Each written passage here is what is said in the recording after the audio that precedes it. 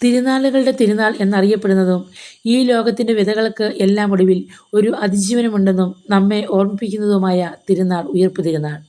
എല്ലാവർക്കും ഉയിർപ്പ് തിരുനാളിൻ്റെ മംഗളാശംസകൾ ഒത്തിരി സ്നേഹത്തോടെ. വിശുദ്ധ മത്തായിയുടെ സുവിശേഷം 28-ാം അധ്യായം 2-ാം തിരുവചനത്തിൽ പറയുന്നു, സ്വർഗത്തിൽ നിന്നും ഒരു ദൂതൻ ഇറങ്ങി വന്ന് കല്ലറയുടെ മേൽ ഉണ്ടായിരുന്ന കല്ല് ഉരുട്ടിമേറ്റി അതിന്മേൽ ഇരുന്നു.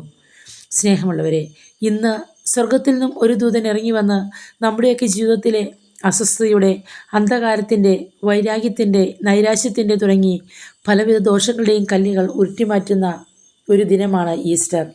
നമ്മെ സംബന്ധിച്ചിടത്തോളം നമ്മുടെ സമാധാനത്തിൻ്റെയും പ്രത്യാശയുടെയും അടിസ്ഥാന ഘടകമാണ് ഈശോയുടെ ഉയർപ്പ്.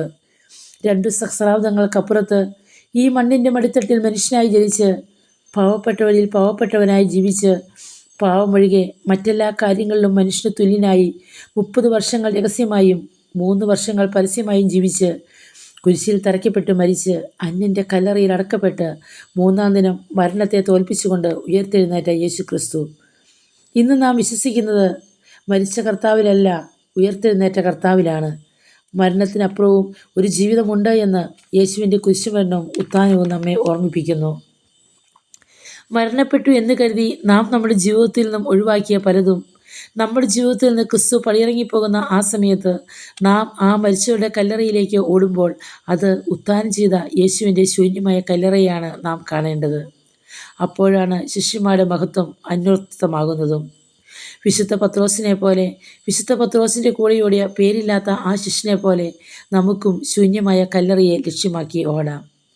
നമ്മുടെ യുക്തിയുടെയും ബുദ്ധിയുടെയും തലത്തിൽ നിന്നും അല്പം കൂടി ഉയർന്ന് വിശ്വാസത്തിൻ്റെ തലത്തിൽ നിന്നും നാം ചിന്തിക്കുമ്പോൾ നമുക്ക് ശൂന്യമായ കല്ലറയിൽ നിന്നും ഉത്ഥാനം ചെയ്ത യേശുവിനെ ദർശിക്കുവാൻ സാധിക്കും.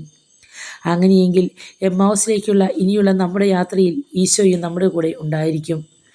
ഇന്ന് നാം ഈശോയുടെ കുരിശുമരണവും ഉത്ഥാനവും ഒക്കെ ചിന്തിക്കുമ്പോൾ നമ്മുടെ വിശ്വാസത്തിന് ആക്കം കൂട്ടുന്നത് യേശുവിൻ്റെ ഉത്ഥാനമാണ്.